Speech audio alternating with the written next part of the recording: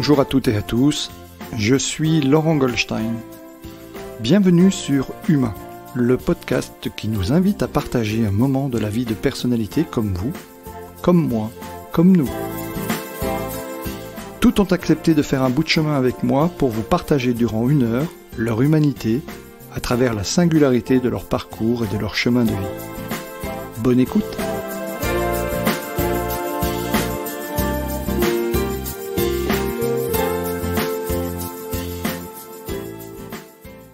Bonjour à tous, aujourd'hui je suis à Bayonne, voilà, dans la région à Tarnos pour être plus précis, et je suis très heureux de continuer cette série avec des grands optimistes. Alors vous savez, chers auditeurs, qu'il y a quelques semaines on a eu le plaisir d'avoir Christophe Bichet, puis Francis Zenz, et aujourd'hui je suis avec Monsieur Michel Poulert.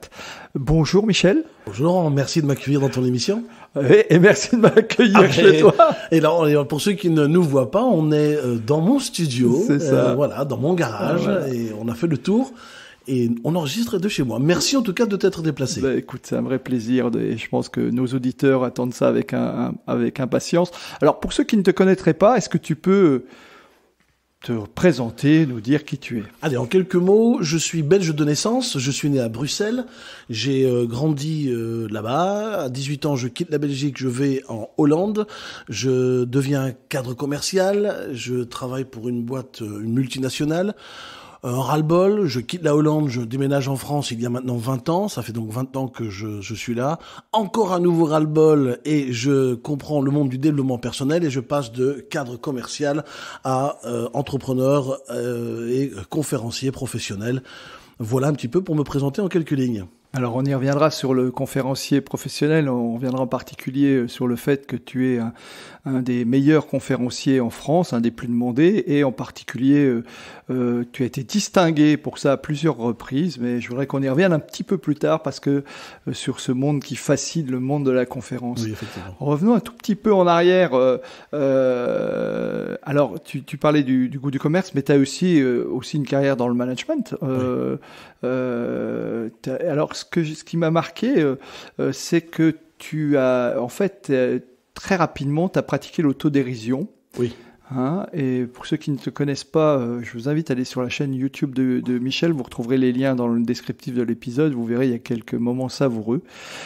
Et ça t'a aidé dans ton management. Alors, à une époque en particulier où on disait, et je raconte souvent cette anecdote, moi, j'ai commencé le management dans les années 80, et dans les années 80, on nous disait, tout ce qui venait, ça venait des États-Unis, et quand je lisais ça, on disait, le manager, il est beau, grand, fort, intelligent, il se trompe jamais, j'étais ni beau, ni grand. Et c'est tout. Et moi, j'étais ni beau, ni grand, ni fort, ni intelligent, je me trompais tout le temps. Ça t'a aidé, l'autodérision? Absolument. C'est une qualité que j'ai développée déjà étant très jeune. C'est quelque chose que j'ai appris de mon grand-père paternel, de mon père. L'autodérision, j'ai envie de dire, c'est un patrimoine familial. Et je trouve que l'autodérision permet aussi de dédramatiser et même fédérer. Dédramatiser des situations, le fait de ne pas se prendre au sérieux tout en sachant que tu as peut-être la réponse, mais le fait de le faire avec beaucoup d'autodérision permet à chacun de prendre du recul, même soi-même. Et c'est aussi quelque chose que j'applique toujours aujourd'hui, hein, tu l'as dit, dans mes vidéos, dans mes conférences. La première personne pour qui je vais pouvoir me moquer, c'est de moi-même, et je pense que c'est une grande force. Est-ce que c'est un truc, ça aussi, pour enlever un petit peu le trac qu'on a malgré tout toujours quand on fait une conférence? Moi, je ne suis pas conférencier international, mais j'en fais quelques-unes par an. Est-ce que c'est un truc que tu recommandes? On viendra plus tard à l'école que tu diriges aussi. Il y a plusieurs astuces pour vaincre le trac, mais c'est vrai que l'autodérision est l'une de ces astuces que j'utilise. Voilà, je suis sérieux, je fais mon travail sérieusement, mais je ne me prends pas au sérieux. Mais c'est plus, j'ai envie de dire, c'est plus un atout qui fédère les uns et les autres, qui te permet de te rapprocher de ton public, qui te permet de te rendre plus sympathique aux yeux de ton public, plus que vaincre le trac. Mais il y a d'autres astuces, on en parlera plus tard, comme tu l'as dit. Ouais, d'accord. Tu as en fait, très rapidement, tu t'es rendu compte que tu avais une personnalité particulière, tu étais à l'aise. Je sais que dans le primaire, tu as suivi un enseignement de type Freinet. Est-ce que tu peux en dire 2 mots? Parce que c'est quelque chose qui, pour moi, est une découverte, en fait. Oui, alors il y a le type Freinet, il y a encore d'autres méthodologies, il y a Montessori, on parle de Montessori, oui, alors, Freinet, c'est... Dans 2-3 semaines, chers auditeurs, on aura la directrice de l'école de Montessori, qui est Isabelle Pronesty, qui nous a donné son accord pour venir à ce micro et qui nous parlera de la méthode Montessori. Mais voilà, la méthode Freinet, alors parle-moi. Écoute, moi, ce sont des méthodes qui sont très similaires en fait. Je suis convaincu que ça a permis de développer le personnage, la personne que je suis aujourd'hui, parce que c'est un enseignement qui allait chercher aussi de la créativité chez chaque élève. On a appris à imprimer, on a appris à parler en public déjà. Hein. Moi, j'avais 9 ans, je parlais déjà en public, il fallait que je fasse une élocution. Je me souviens, ma toute première élocution, c'était des baleines bleues. J'étais fasciné de baleines bleues, et c'est là mon goût de la recherche, de documentation. Et on parlait déjà en public tous les lundis matins, par exemple. Toute la classe se mettait en cercle et on devait chacun, à notre tour, raconter le week-end ou les vacances passées, et ça nous a tous permis de prendre la parole en public. Un petit peu comme le modèle anglo-saxon. On dit que les Américains parlent mieux que les Français, ce qui est vrai, mais c'est pas une fatalité, c'est parce que les Américains parlent aussi très tôt à l'école primaire. Le théâtre, l'art, tout ça a construit la personne que je suis, effectivement. Ouais, parce que tu as fait du théâtre aussi. Aussi, oui, j'ai fait 12 ans de théâtre, oui. Ouais. Et ça, c'est à ce moment-là, c'est à l'école... t'as été aussi t'as fait du scoutisme aussi. Oui. Très rapidement, t'as pris conscience de ton leadership ou... Oui, très vite, je me rends compte que c'est pas quelque chose qui s'autoproclame. En fait, on constate son leadership au travers du regard des autres. Et très tôt, à l'école primaire, j'étais le porte-parole des élèves de la classe. Ouais. Je suis devenu président de classe. Quand il y avait un coup foireux, c'était moi qui devais défendre tout le monde. Quand à l'école, par exemple au collège, quand toutes les filles tombaient amoureuses des autres garçons, c'était moi qui devais faire l'intermédiaire, et j'étais dans la friend zone parce que j'étais l'ami de toutes les filles, mais personne ne voulait sortir avec moi. Donc, oui, très tôt, j'ai constaté que je pense que cette énergie et cet enthousiasme naturel fait partie de ce qu'on appelle aujourd'hui le charisme, ce sacro-saint charisme. Et comme je suis quelqu'un de très dynamique, et que j'étais quelqu'un de très bruyant, j'aimais bien me faire remarquer, j'aimais bien être le pitre en classe, mais forcément Michel était reconnu comme étant l'une des têtes leader de la classe, de l'école. En tout cas, j'avais conscience très tôt que je ne laissais personne indifférent. Et ça a effectivement contribué à cette aisance que j'ai aujourd'hui à parler en public. Alors aujourd'hui, t'es connu, reconnu parce que... alors on a un point commun, hein, je l'ai déjà dit, c'est la Ligue des Optimistes, mais tu es connu et reconnu comme étant un des membres animateur principal de la Ligue des Optimistes, pas que, hein. Alors, je ne suis pas l'animateur principal, parce qu'il y a beaucoup d'ambassadeurs à la Ligue des Optimistes. Pas que, voilà, on va se fâcher avec personne. Ne volons pas la place à ceux qui la méritent, mais je fais partie effectivement des ambassadeurs de la Ligue des Optimistes, et je suis membre et adhérent de la Ligue des Optimistes depuis maintenant de nombreuses années, effectivement. Ouais. Alors, tu dis souvent, tu fais souvent des publications d'ailleurs sur les limites de l'optimisme BA. Oui. Et c'est très intéressant quand tu parles de l'optimisme, parce que tu dis, au fond, l'optimisme, c'est pas de dire ça va bien quand ça va mal, mais le véritable optimiste, il a ce côté de toujours essayer de trouver la solution dès qu'il y a un problème. On y reviendra tout à l'heure sur le confinement, comment tu l'as géré, parce que là encore, il y a beaucoup d'enseignements à tirer de ça. Mais comment ça t'est venu, en fait, cette idée d'aller sur cette veine de l'optimisme et surtout de parler du véritable optimisme. Et est-ce que tu peux nous en dire un mot aussi ? Tout simplement parce que c'était une évidence. Quand j'ai voulu changer de voie et rentrer dans le monde du développement personnel et de la conférence, de la motivation, la première question qui se pose, c'est oui, mais j'ai quoi à raconter ? Et la chose qui revenait à chaque fois, c'est mais qu'est-ce qui fait que dans ta vie, tu as réussi autant de choses ? Tu as vécu autant de choses qui semblent extraordinaires, c'est cet optimisme. Et de ce constat, j'en ai fait je l'ai professionnalisé, j'ai voulu comprendre comment fonctionne l'optimisme. Donc je me suis penché dans différents ouvrages, que ce soit de neurosciences ou de génétique, parce que j'ai découvert que l'optimisme était aussi génétique. C'est une question ancestrale, hein, ça. Est-ce que l'on est avec ou on le devient? Mais aujourd'hui, la science répond à cela. Hein, c'est génétique et en même temps environnemental. On le devient également. L'environnement a une influence effectivement sur notre taux d'optimisme, mais c'est ancré en nous, dans chacun d'entre nous. Et donc j'ai approfondi ce domaine déjà pour mieux comprendre mon mode de fonctionnement, pour pouvoir ensuite l'expliquer aux autres. Et je me suis rendu compte qu'on comprend très mal l'optimisme. Il est souvent galvaudé, et c'est aussi pour ça que sur LinkedIn, tu l'as mentionné tout à l'heure, j'anime une rubrique que j'appelle les limites de l'optimisme BA. Ça fait partie de l'auto-dérision à nouveau. Ce sont des photos complètement improbables de gens qui sont optimistes, mais ça n'arrivera, c'est pas parce qu'on est optimiste que les choses réussissent forcément.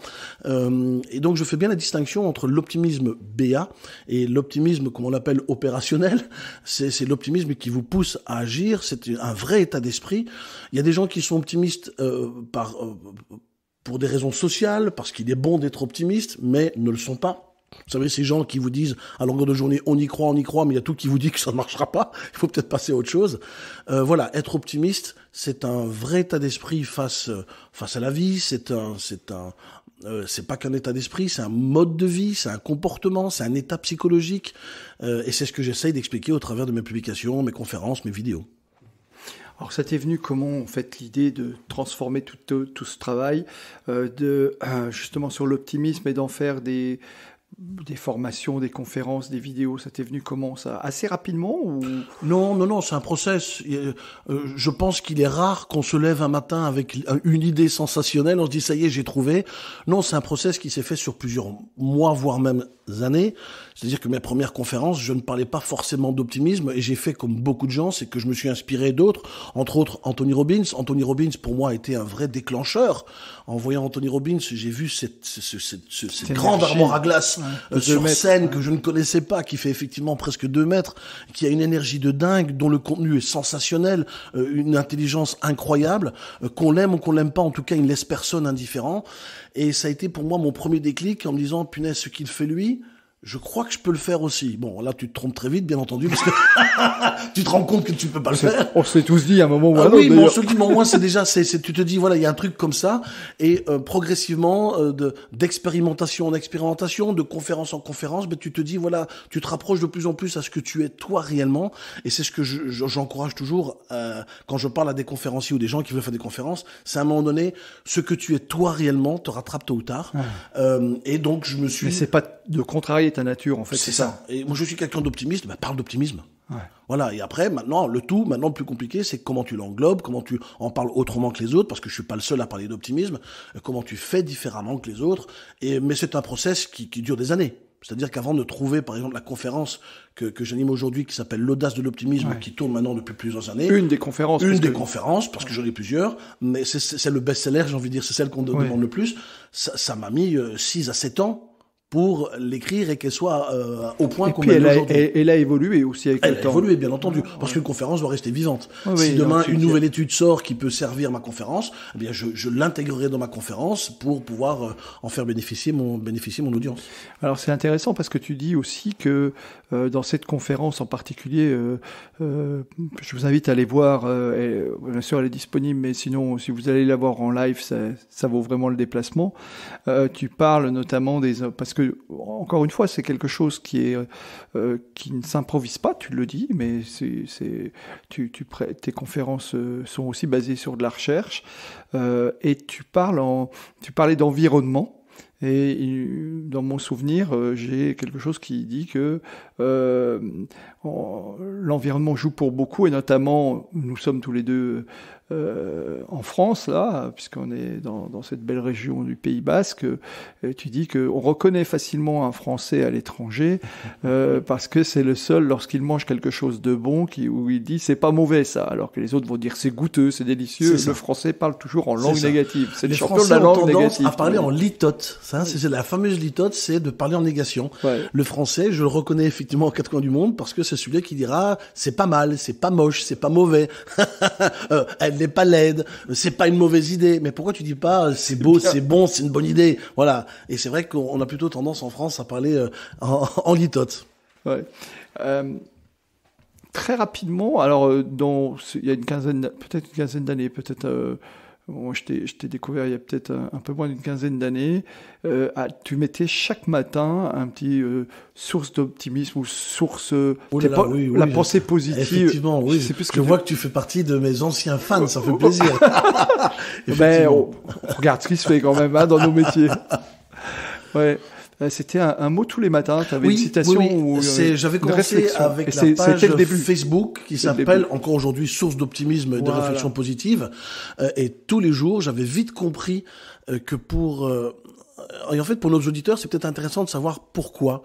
J'ai commencé il y a 12 ans. Je dis bien 12 ans parce que Facebook le rappelle, qu'on est là depuis 12 ans. Et quand Facebook est arrivé en France, j'ai très vite senti le filon. J'ai très vite compris que ça allait devenir une opportunité incroyable pour développer ma notoriété. Parce qu'il y a 12 ans, je n'avais pas la notoriété d'aujourd'hui.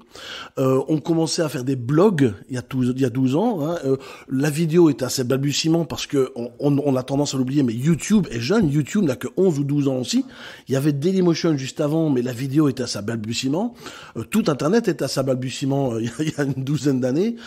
Mais j'ai vite compris que Facebook allait probablement m'aider à développer ma notoriété, et j'ai très vite compris, parce que la communication c'est aussi un dada, j'ai très vite compris qu'une présence quotidienne avec une pensée quotidienne, et pas tout simplement prendre des citations des autres comme beaucoup font, c'était faire l'effort intellectuel de faire une phrase. Il y avait ta trombine, oui, j'avais été chez un photographe, faire une photo pour pouvoir mettre un texte dans un cadre, c'est toujours sur la page Facebook, donc si les gens vont le voir, vous mettra les références, c'est toujours dessus, et tous les jours, je crée une citation issue de la vie de tous les jours qui, selon moi, voulait être pragmatique, pratique, facile à mettre en place, encourageante, enthousiasmante, qui donne envie. Oui, effectivement, tous les jours, je faisais ça et je me suis bien éclaté à le faire. Alors, je me souviens pas, parce que moi, je me souviens bien de ça, c'est quelque chose qui m'a marqué. Et puis, assez rapidement, dans les années suivantes, tu as décidé cette fois-ci de passer au vlog. Oui. Tu as fait blog et après vlog. Oui. Tu as été aussi... c'était très marrant. Je me souviens d'une époque où tu faisais quelque chose qui était les 100 jours. Et donc, chaque jour, tu montrais là où tu étais. Oui, punaise, tu me suis depuis longtemps, ça me fait vraiment plaisir. Je travaille mon sujet aussi. Effectivement, je vois. Non, mais j'ai fait un programme qui s'appelait... j'ai fait ça il y a 6 ans déjà, donc on est en 2021. J'ai fait ça il y a 6 ans, un programme qui s'appelait Millésime. Et ma première question, c'était qu'est-ce que je peux faire pour démontrer l'optimisme que j'applique dans ma vie, mais tout en restant réaliste. Et je me suis dit, je vais faire des vidéos tous les jours. Et je me suis dit, je vais faire ça sous 3 mois. Et je me dis, mais 3 mois, c'est pas assez long. C'est 3 mois, c'est pas représentatif de la vie de tous les jours. Et je me suis lancé le défi de faire une vidéo par jour pendant 1 an. Donc 365 vidéos. Ouais. Et j'en ai souffert. J'en ai souffert parce que au bout de 3-4-5 mois, tu te dis, mince, mais je vais raconter quoi à mon audience?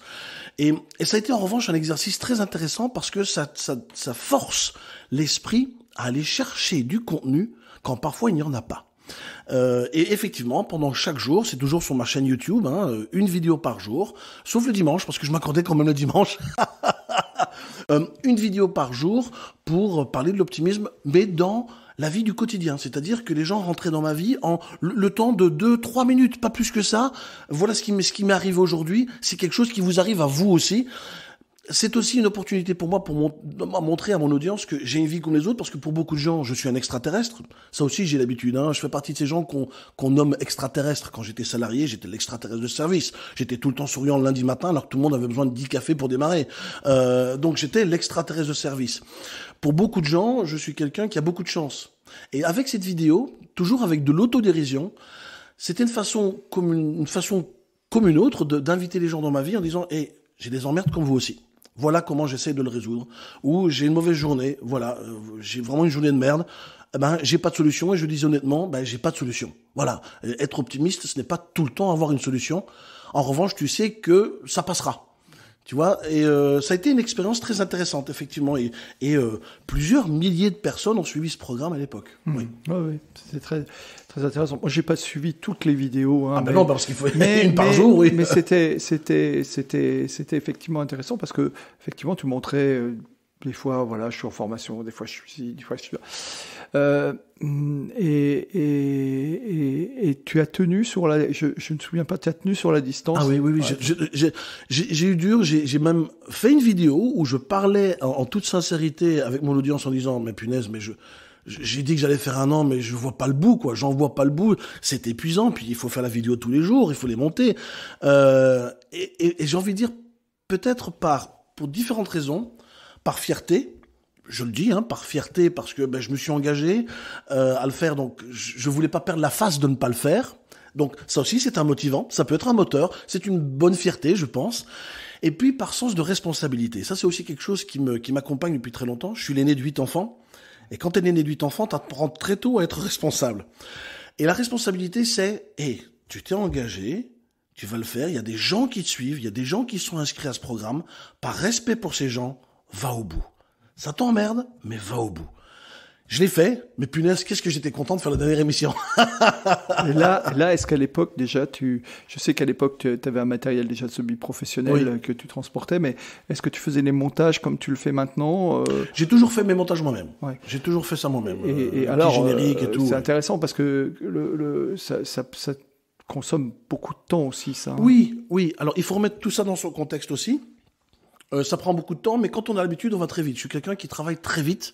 J'ai beaucoup d'automatisme. Quand je fais un montage vidéo, je pense que je vais beaucoup plus vite que certaines personnes probablement, parce que ce sont des automatismes. Et puis, quand j'ai fait ça il y a 6 ans, je ne donnais pas 100 conférences quand je le fais aujourd'hui. Je donnais moins de conférences. Mais oui, ça prend beaucoup de temps.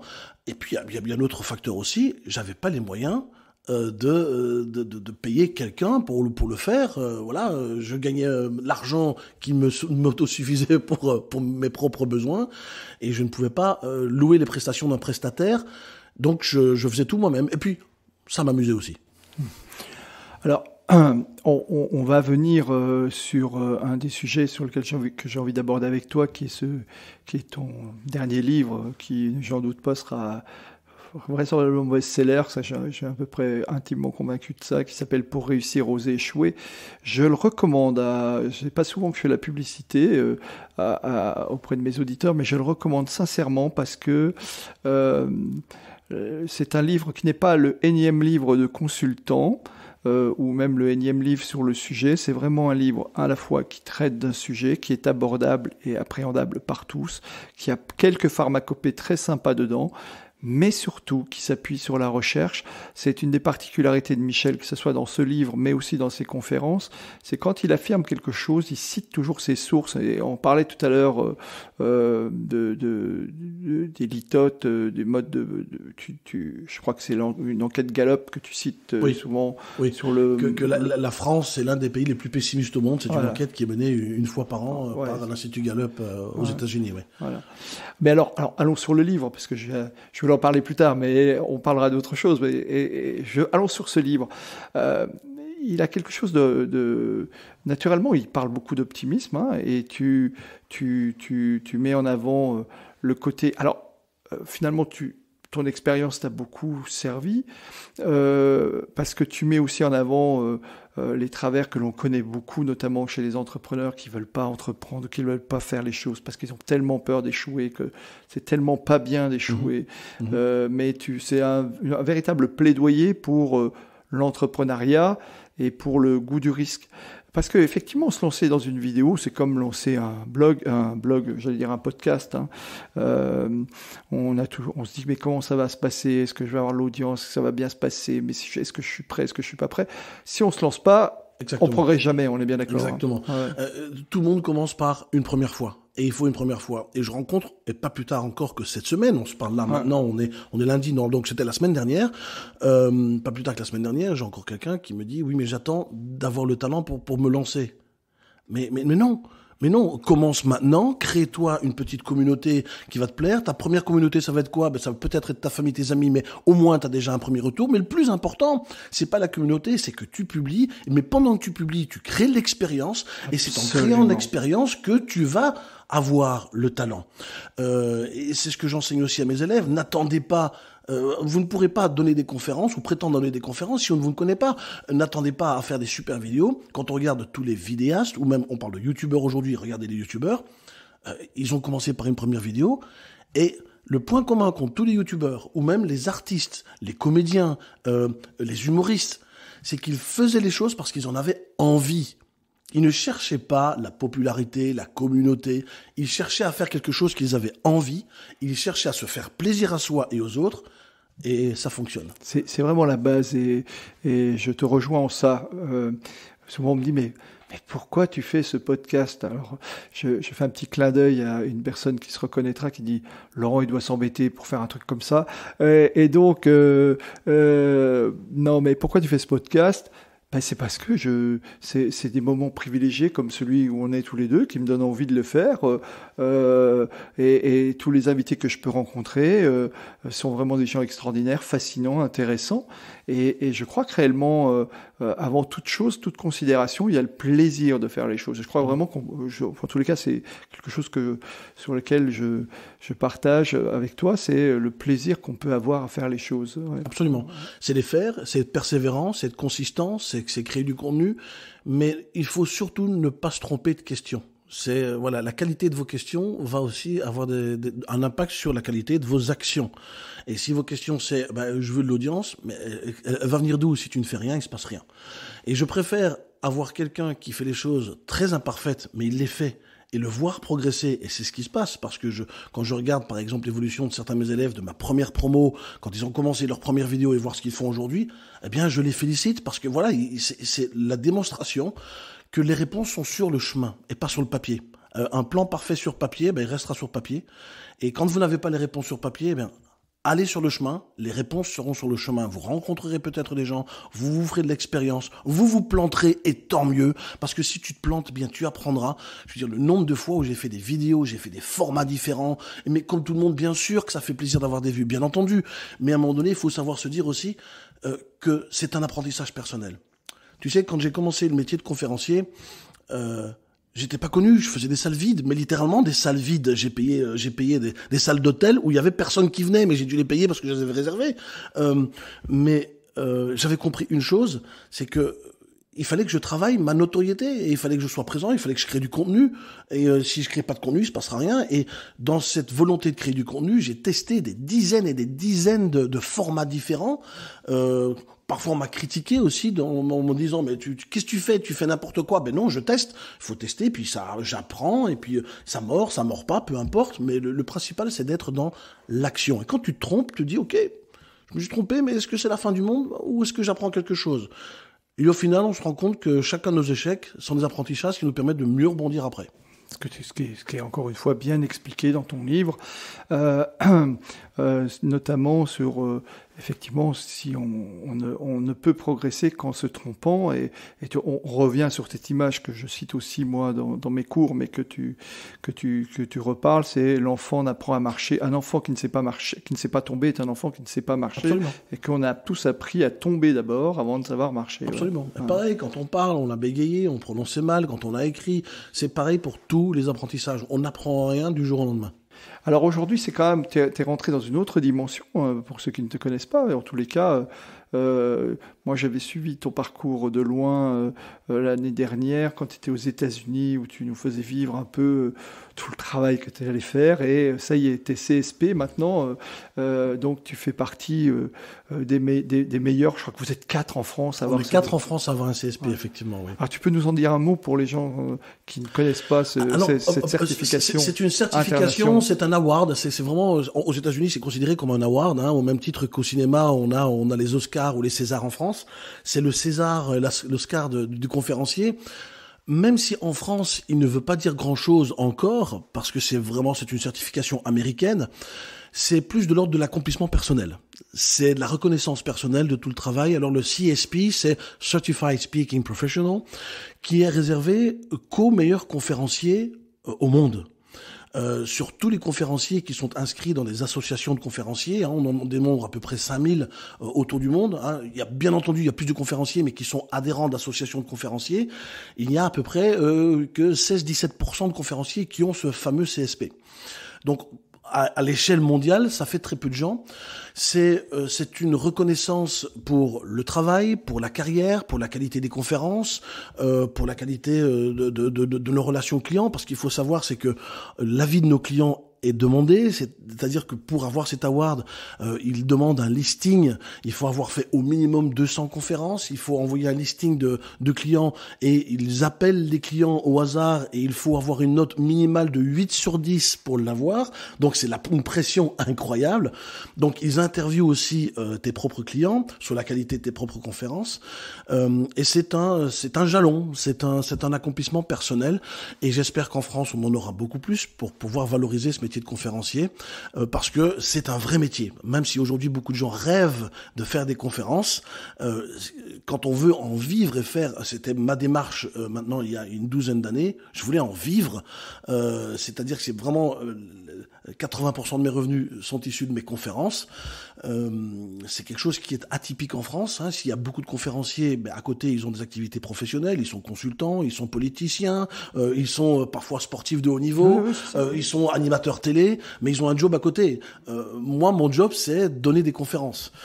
Voilà, ça s'est construit. Et avoir ce CSP, c'est avant tout un accomplissement personnel, une fierté personnelle, et peut-être, je l'espère, avec mes 3 autres acolytes, être pionnier dans le domaine en France. Oui, c'est aussi beaucoup de travail. Effectivement, les critères de sélection sont très exigeants, donc c'est une vraie reconnaissance et une reconnaissance en plus américaine. Tu avais déjà eu le FPSA. FPSA à Londres. J'avais déjà reçu un award. Il parle bien mieux que moi en anglais. J'avais déjà reçu 2 ans avant un award londonien. Et donc déjà être reconnu par le monde anglo-saxon à Londres. J'avais même eu alors là, la petite anecdote, c'est que j'avais donné une conférence à Londres et j'ai eu l'impression que j'avais foiré mon truc. Parce que je suis un perfectionniste, j'avais répété comme un dingue avec une coach américaine et dans mon ressenti, j'avais l'impression d'avoir foiré mon truc. Et à la fin de ma conférence, je reçois une standing ovation. Standing ovation que je ne vois quasiment pas parce que j'étais tellement dans ma bulle et tellement convaincu que j'étais mauvais que j'ai quitté la scène sans voir ces standing ovation. Et c'est dans la salle, un collègue à moi qui me dit « Mais Michel, retourne sur scène, il y a des gens qui sont debout. » Je les avais même pas vus. Je retourne sur scène, je salue, je suis étonné de voir les gens debout. Mais la surprise ne s'arrête pas là. Bien entendu, la standing ovation, c'est la plus belle récompense qu'on peut avoir quand on fait de la scène, quel que soit le métier de scène. Et quelques minutes plus tard, un conférencier britannique vient me trouver en me disant « Michel, tu viens de faire quelque chose d'exceptionnel. » Je fais « Ah bon ? T'as eu une standing ovation ?» Oui, mais c'est aussi exceptionnel que ça, parce que bon, je veux pas me la péter, mais des standing ovations, j'en ai eu plusieurs. Et il me dit, à Londres, on se lève pas. Et tu as réussi à faire se lever les Londoniens dans une salle. À Londres, les gens ne font pas de standing ovation. Et là, tu te dis, waouh, ça c'est la déjà sur la conférence l'audace de l'optimisme. C'était l'audace de l'optimisme. Et tu l'avais fait en langue anglaise. Tout à fait. Ouais, parce que Michel intervient en 3 langues, hein, naturellement, le français, le français, l'anglais et le néerlandais. Et en néerlandais, oui, tout à fait. Ouais. D'accord. Alors, t'as une communauté impressionnante. T'as 150 000 suiveurs sur Facebook, me semble-t-il. T'es à peu près 7-8 000 sur LinkedIn. T'es un peu... 10 000 sur YouTube aussi. YouTube, je suis pas encore... C'est un créneau important pour moi. Je sais que tu te lances maintenant sur TikTok, Periscope, Clubhouse. Oui. Alors, t'es devenu geek ou en fait tu t'es adapté comme un bon optimiste face à à la difficulté, notamment liée au confinement? Alors, j'ai toujours été fasciné par les nouvelles technologies et par les moyens de communication. Tu m'en parlais en préparant l'émission. Ouais, j'ai toujours été fasciné par ça. C'est-à-dire que là, tout à l'heure, je te disais que Facebook, quand c'est arrivé, j'ai senti le filon. TikTok, quand c'est arrivé, alors que tout le monde disait que c'était pour des gamins, de plus en plus de gens se rendent compte que c'est plus que pour des gamins.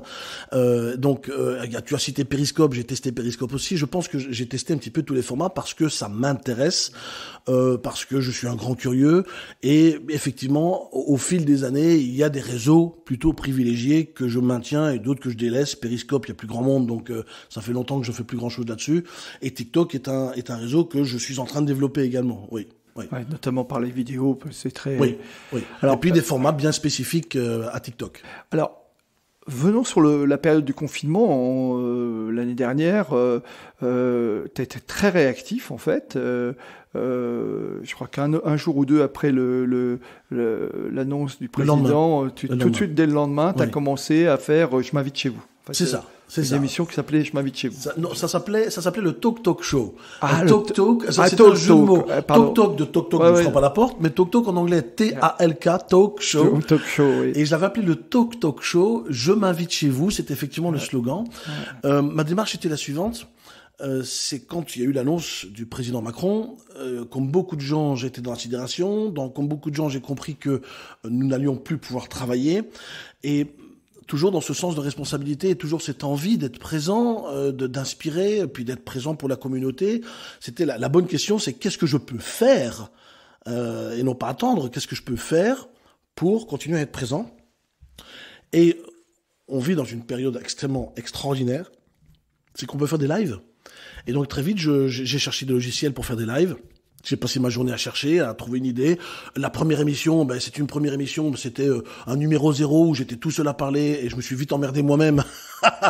La deuxième, j'étais tout seul aussi. Je me suis dit non, mais ça marche pas. Donc, tu vois, j'ai pas attendu. T'as persévéré quand même. Voilà, j'ai pas attendu d'avoir l'idée parfaite. Je me suis dit, je vais faire tous les jours un live et je verrai où ça me mène. C'était vers 21h. Oui, alors c'était 22h même.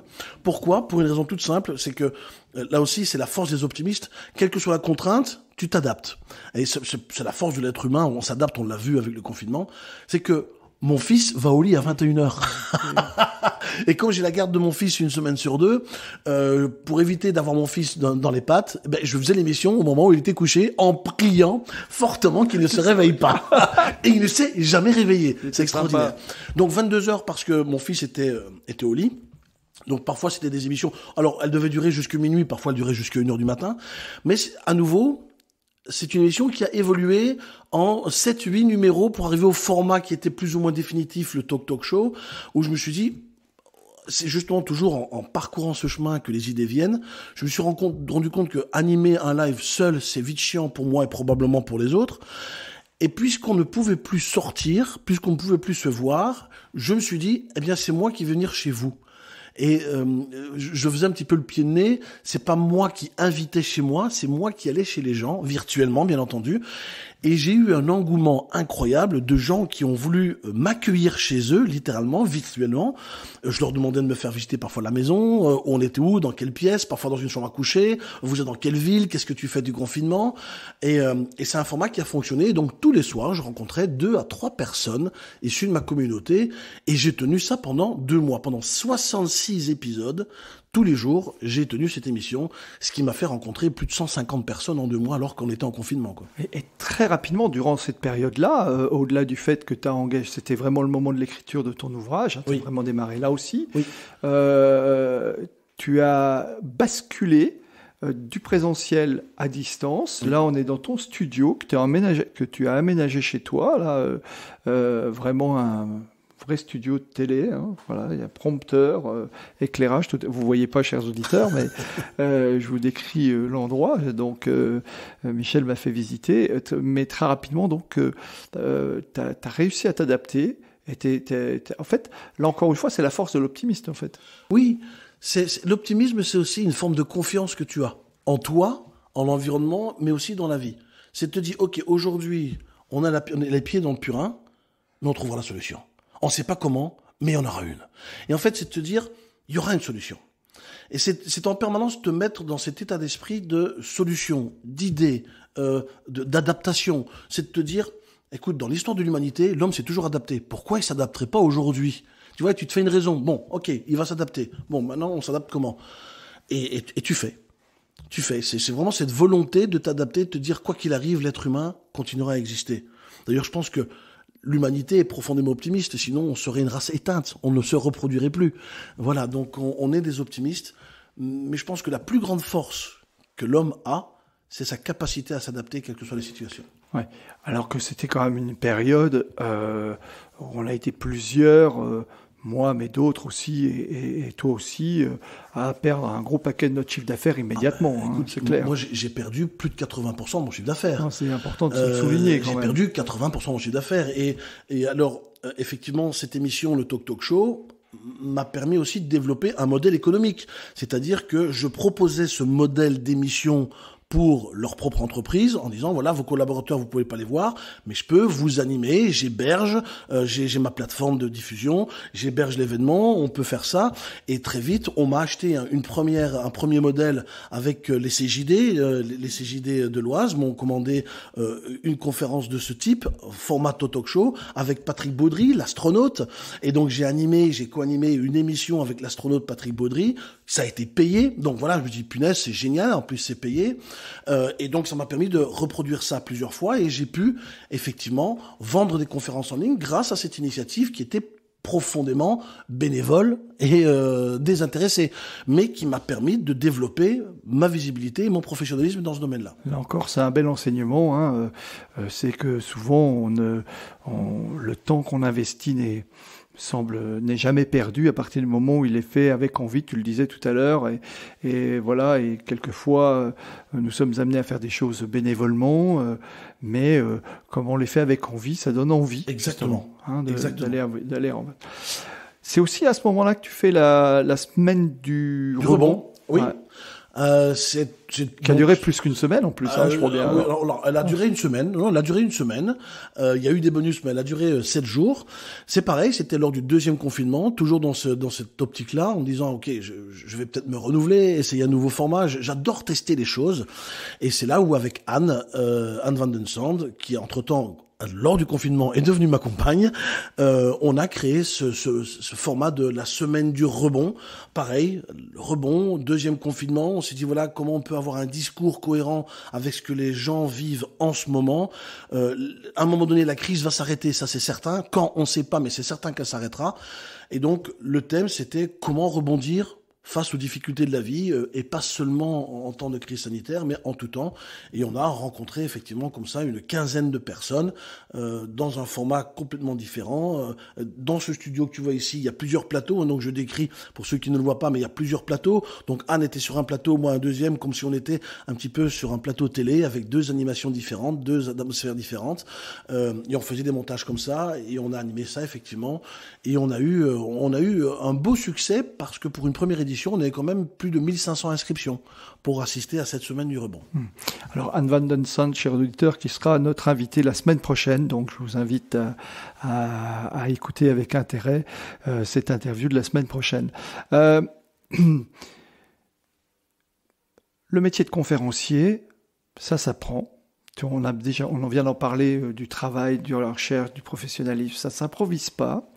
Et à un moment, il y a quelques années, tu as décidé de transférer finalement ton expertise, mais pas que la tienne. Tu t'es entouré de comédiens, de gens qui font travailler la voix, de metteurs en scène.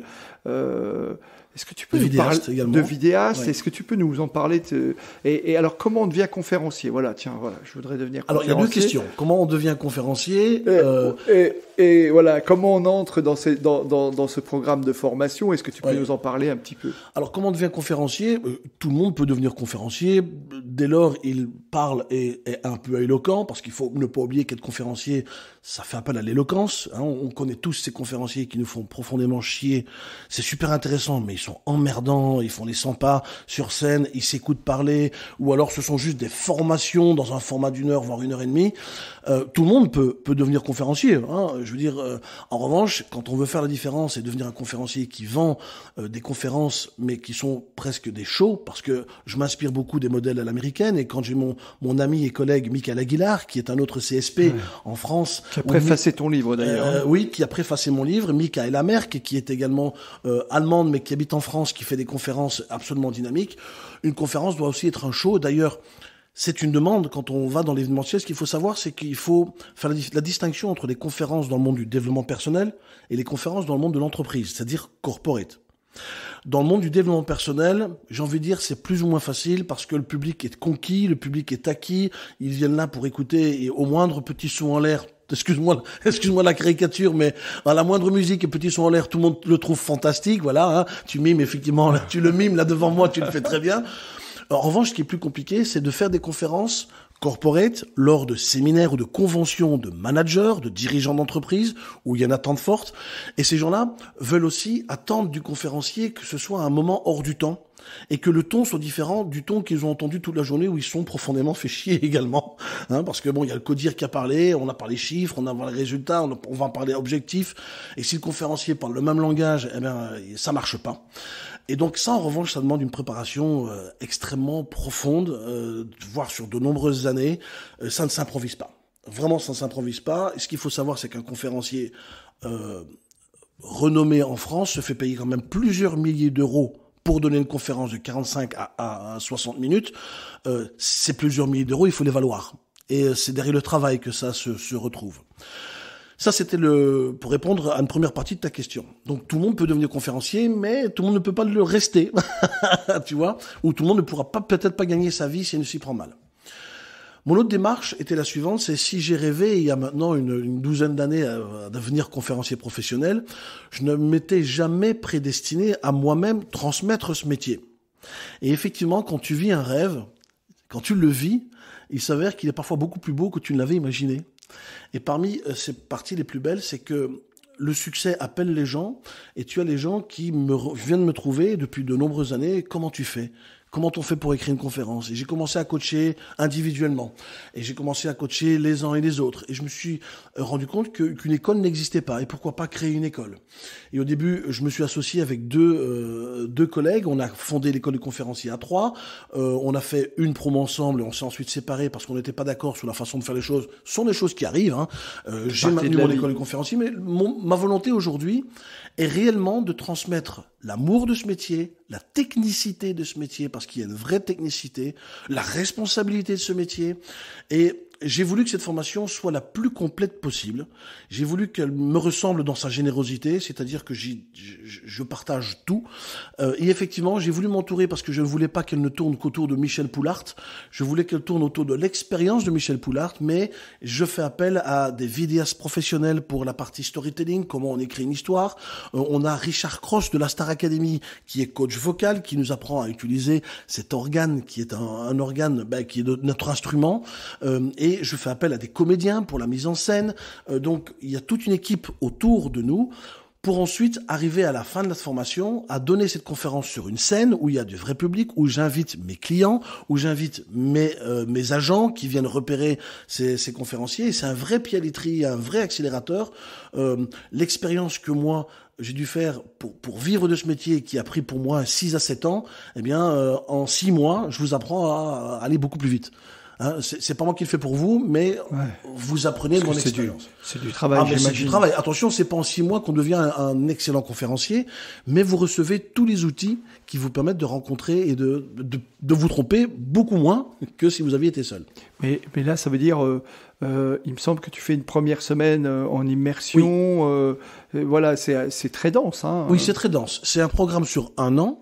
Il y a la première semaine, c'est le kick-off, c'est une semaine en immersion. Donc pendant une semaine, on va à l'hôtel, ils sont logés à l'hôtel, nourris à l'hôtel, on quitte pas l'hôtel et on bosse comme des malades sur la posture, sur le syndrome de l'imposteur, sur ta légitimité donc, mais aussi ton contenu, comment le raconter, savoir qu'une conférence, c'est plus du storytelling que de la formation. Ah oui. Quels sont les requis d'un conférencier, quelles sont les attentes, qu'est-ce qu'il faut faire, qu'est-ce qu'il faut pas faire. Et en une semaine, au bout d'une semaine, tous les élèves sont déjà avec la trame de leur conférence. Mmh. Et pendant les 3 mois qui suivent, on travaille l'écriture, le contenu, la pertinence, la mise en scène, pour ensuite la faire sur scène, et je continue à les accompagner pendant les mois qui restent. Donc, quand je dis que c'est un pied à l'étrier, c'est un vrai accélérateur. C'est pas une baguette magique. Je ne fais pas de fausses promesses où vous allez devenir célèbre, parce que ça ne dépend que du travail individuel de chacun. Mais c'est un vrai accélérateur. D'ailleurs, tous ceux qui sortent de l'école se rendent bien compte qu'ils ont gagné beaucoup de temps en suivant cette formation. Est-ce qu'il y a des prérequis pour rentrer dans l'école ? Oui. Il y a des prérequis, c'est-à-dire que il y a quand même un minimum d'éloquence, un minimum d'expérience, savoir ce que tu veux raconter, parce que je rencontre beaucoup de gens qui me disent je rêve de faire des conférences, tu peux parler de quoi? Je sais pas encore, mais je veux faire de la scène. Alors je dis va faire du théâtre pour commencer. Donc il y a des gens, parfois je leur suggère d'aller faire du théâtre. Si tu veux faire de la scène, fais du théâtre, commence à jouer, parce que rêver de devenir conférencier juste pour les paillettes, je leur explique aussi que quand tu as effectivement la vie de conférencier que tu mérites, le soir à l'hôtel, t'es quand même encore bien seul. Oui, on parlait de nos soirées à l'hôtel et de la solitude. Alors, t'as combien de rentrées par an ? Une rentrée, 2 rentrées, comment ça marche ? On remettra le lien aussi dans le descriptif. Michel donnera pour l'école des conférenciers. Pour l'école des conférenciers. Alors, pareil, j'ai fait évoluer le format parce que je m'adapte. Alors, la crise sanitaire est passée par là, donc il a fallu aussi s'adapter. Au début, les premières années, je faisais des promos de 12 élèves. Aujourd'hui, je fais des promos de 4 à 6 élèves maxi. Je n'en prends que 6. Ah ouais. Pourquoi ? Parce que je m'en occupe personnellement et on est vraiment très intensément occupé à travailler cette écriture. Et je fais 3 sessions par an. Donc il n'y a que 3 sessions ou 3 promos par an. Et je ne prends que maximum 18 personnes par an pour les former. Mais alors les 18 se retrouvent dans l'événement final ou non, chaque promo a son propre événement. Alors là, exceptionnellement, parce qu'on a eu le confinement, etc., il y aura la promo suivante se retrouvera avec 2 promos sur scène parce qu'on n'a pas pu le faire sur scène. Bien sûr. Mais le principe, c'est que chaque promo a sa propre scène. Il y a aussi le principe que tu dois connaître en formation, c'est que quand tu crées des groupes soudés, quand tu vas une semaine en immersion, tu crées des groupes soudés et venir avec 2 groupes qui ne se connaissent pas, c'est plus compliqué, ça crée des liens, le lien, ça porte aussi les élèves, donc tu évites de mélanger les promos ensemble, quoi. Ah ouais, d'accord. T'as été aussi très engagé. Michel, il a une vie extrêmement riche, donc voilà. T'as été très engagé dans le milieu associatif. Oui. T'as même été décoré de la médaille d'or du mérite par le Cercle national des bénévoles. Oui, ça a été une grande surprise, effectivement. Ah ouais. Mais donner, ça a été toujours quelque chose qui m'a été inculqué depuis que je suis tout jeune, tout petit.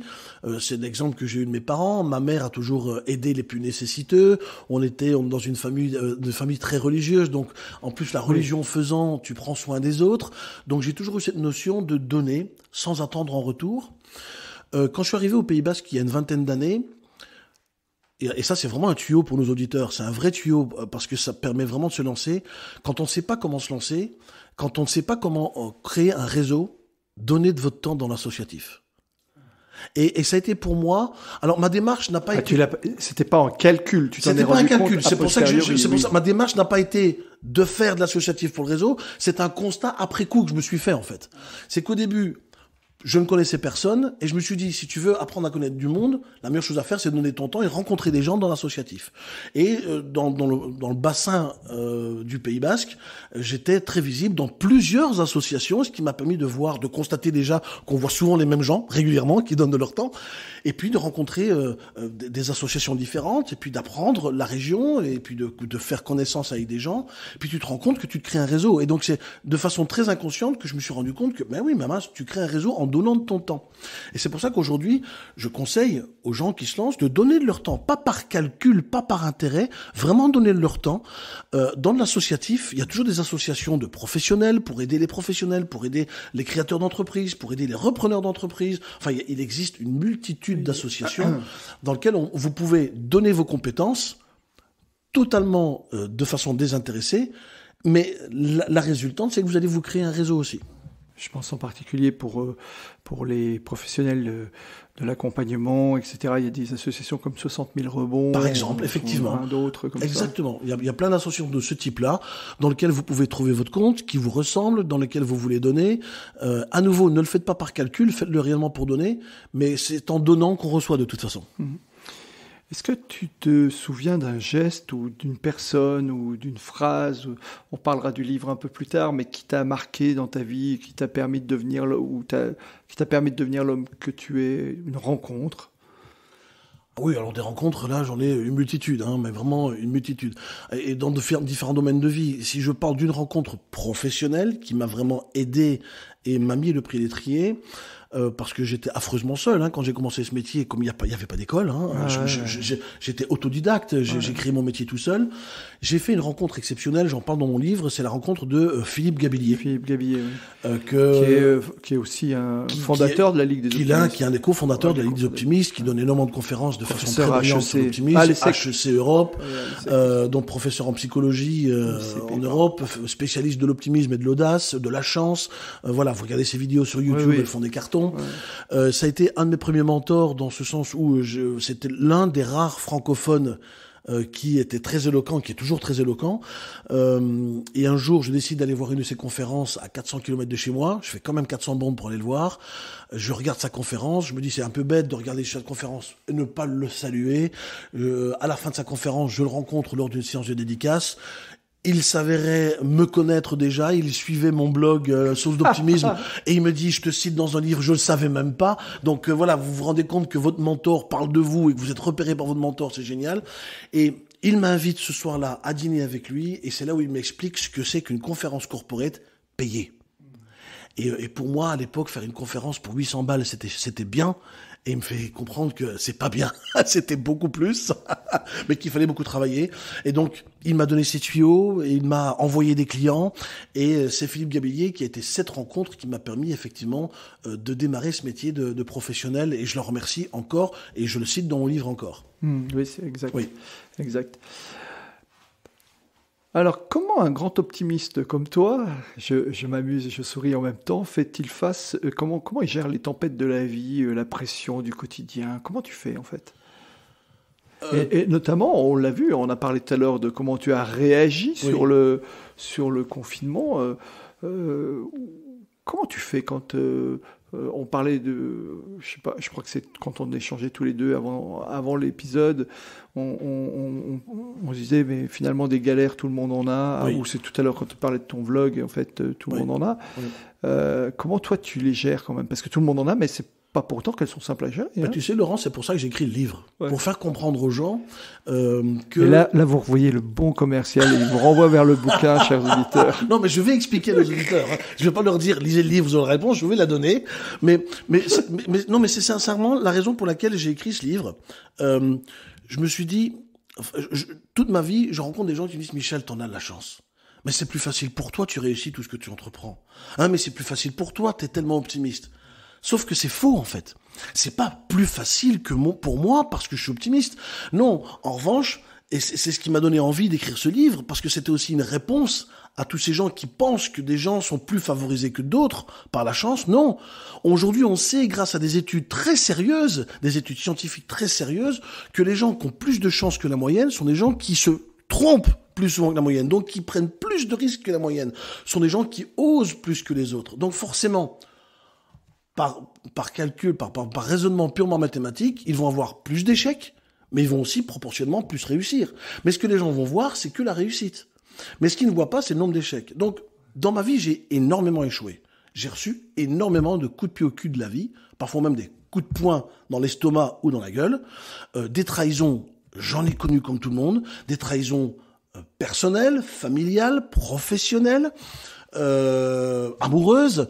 Donc, à ce titre, je suis le même que chacun de nos auditeurs qui nous écoutent en ce moment. Ce qui fait la différence, c'est le regard que tu portes sur ce qui arrive, sur ce qui t'arrive. J'ai ça de te dire, est-ce que c'est la fin du monde ? Non, c'est chiant, mais c'est peut-être pas la fin du monde. Est-ce que tu vas te relever ? Oui, je vais me relever. Ça va durer peut-être longtemps, je sais pas encore comment, mais je veux me relever. C'est la volonté de se relever. On n'a pas toutes les réponses en main et on n'attend pas d'avoir la réponse. En revanche, ce qui se passe, c'est qu'effectivement, ça peut prendre plusieurs jours. Moi aussi, ça m'arrive de rester dans le fond de mon lit, en train de m'apitoyer sur moi-même. Ça m'est arrivé de rester parfois une semaine dans mon lit, tellement j'étais déprimé pour un truc qui avait foiré, ou pour une trahison que j'ai vécue. Ça m'arrive aussi de m'énerver, d'avoir mes colères, d'être déçu. Mais ça ne dure jamais longtemps. Parce que l'optimisme, c'est cette capacité extraordinaire de se dire, ok, maintenant, tu te bouges les fesses, ok, maintenant ça suffit, t'as pleuré, qu'est-ce que tu vas faire maintenant ? Et c'est d'avoir la conscience que la qualité de la vie que tu as est à hauteur de 80% entre tes mains. Les autres 20%, c'est peut-être les éléments extérieurs. Mais nous sommes, et c'est cette certitude profonde et personnelle que je suis moi-même responsable de la qualité de la vie que je mène aujourd'hui.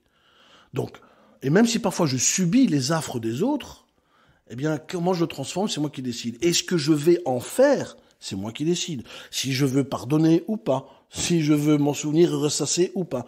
C'est pas une fatalité. C'est une vraie stratégie, une stratégie émotionnelle et psychologique, j'ai envie de dire. Mais c'est cette certitude qu'il y a toujours une réponse, si pas maintenant, plus tard. Et s'il y en a pas, ben je passe à autre chose.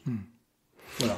Mais je résume, hein, bien entendu. Oui, non, tu le dis, oui, si je devais résumer, c'est qu'on n'a pas toujours prise sur les événements qui nous arrivent, non. Bien sûr.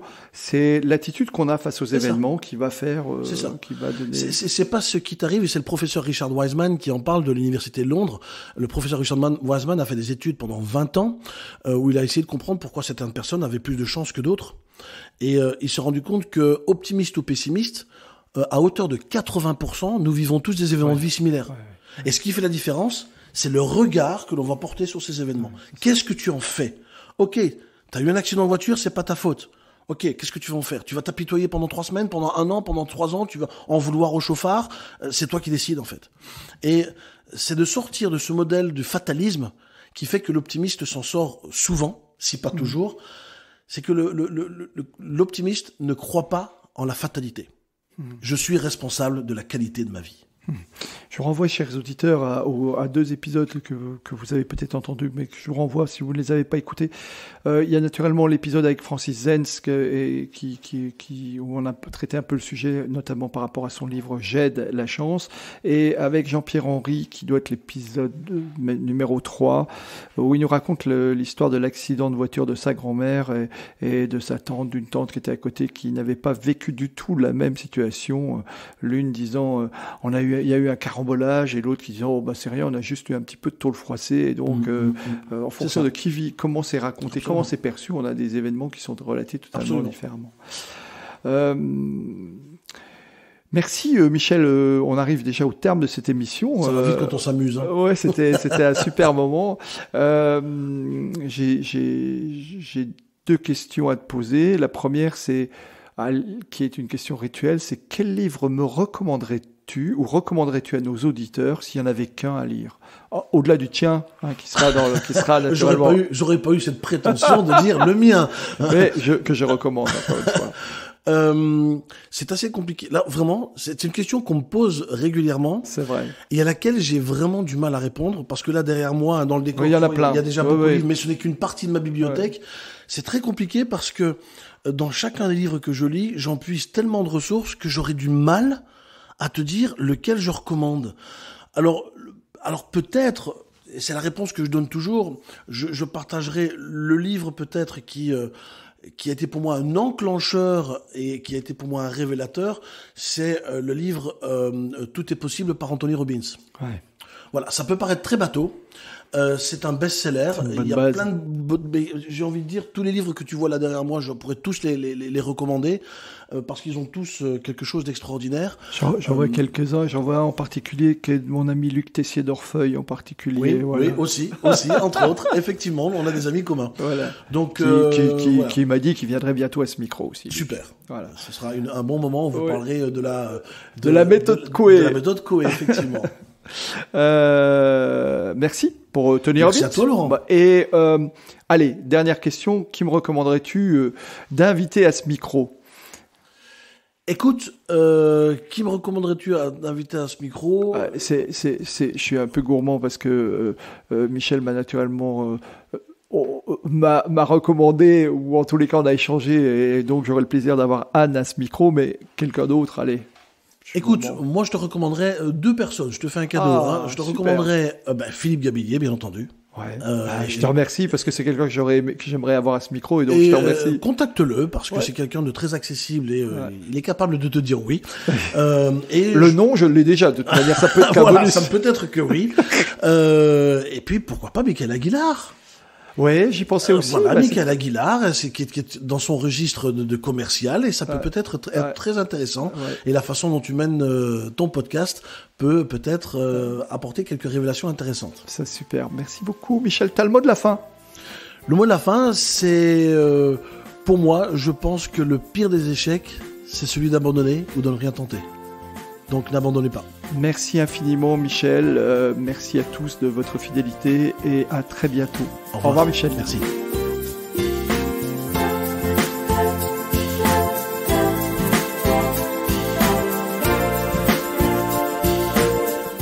Merci d'avoir écouté cet épisode jusqu'au bout. Si ce podcast vous a plu, n'hésitez pas à en parler autour de vous et à le partager. Pensez aussi à nous soutenir en mettant une note, un commentaire et à vous abonner sur votre plateforme de podcast préférée. Vous trouverez les liens liés à cet épisode dans la description. À la semaine prochaine pour une nouvelle rencontre.